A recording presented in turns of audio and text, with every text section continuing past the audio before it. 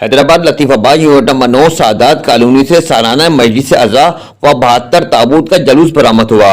Sindh police की जानिब से फुल प्रूफ सिक्योरिटी के इंतजाम किए गए। जलूस में आने वालों को जामे तलाशी ली गई।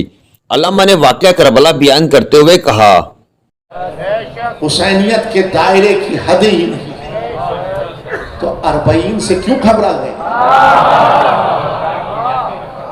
40 से क्यों घबरा गए?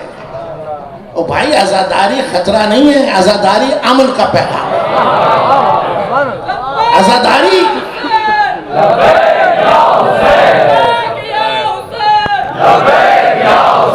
उनके रश्क ने इतना तो फैसला कर दिया कि रसूल ने कल के माना ये नहीं दिए कि फकत कल एक दिन के लिए अलग दूंगा।